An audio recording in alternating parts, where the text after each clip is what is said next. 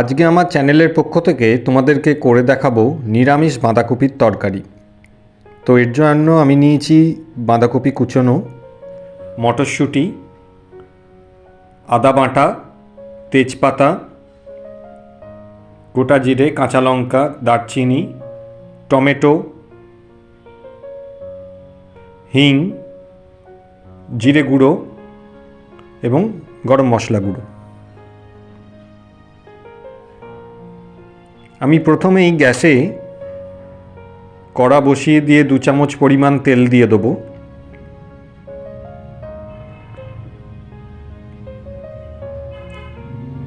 আমি এখানে আলু নিয়েছি, আলুটা প্রথমে ভেজে নেব তেলে দিয়ে।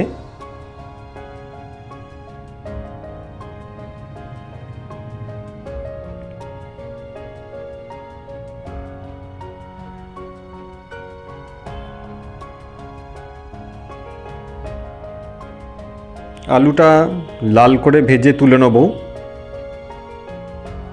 তারপরে কড়ার মধ্যে আবার 2 চামচ পরিমাণ তেল দিয়ে দেবো গোটা জিরে 1 চামচ পরিমাণ, দিয়ে দেবো একটা গোটা শুকনো লঙ্কা আর একটা তেজপাতাকে ছিঁড়ে দিয়ে দেবো।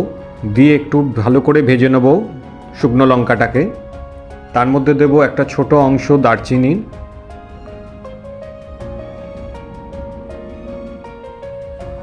এর মধ্যে দেব 2 চামচ পরিমাণ আদা বাটা, দিয়ে একটু ভেজে নিয়ে তাতে দেবো 1 চিমটি পরিমাণ হিং, কুচানো টমেটো আমি 2 পিস নিয়েছি, সেটাও আমি এর মধ্যে দিয়ে দেবো। পরিমাণ মতন নুন দিয়ে দেবো যাতে টমেটোর রসটা বেরিয়ে আসে। ভালো করে ভেজে নিয়ে মশলাটাকে আমি মটরশুঁটিগুলো এর মধ্যে দিয়ে দেবো। ছোট চামচের 1 চামচ পরিমাণ জিরে গুঁড়ো দিয়ে দিলাম।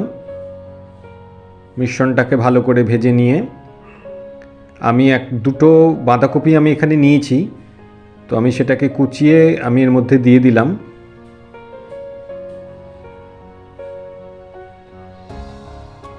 ছোট চামচের 2 চামচ পরিমাণ হলুদ আমি এর মধ্যে দিয়ে দেবো।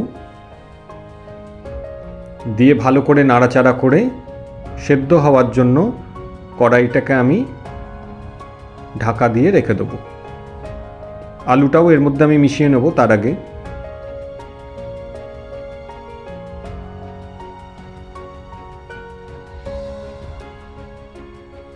সমস্ত উপকরণ সেদ্ধ হয়ে গেলে তাতে দিয়ে দেবো 2 চামচ পরিমাণ চা চামচের চিনি এবং স্বাদ মতন যে যেরকম ঝাল পছন্দ করো ওই রকম গোলমরিচ গুঁড়ো আমি দিলাম। আর দেব সর্বশেষে 1 চিমটি গরম মশলা, দিয়ে নামিয়ে নিলেই আমার হয়ে গেল নিরামিষ বাঁধাকপির তরকারি। আশা করি তোমাদের ভালো লাগবে, অবশ্যই কমেন্ট করে জানিও।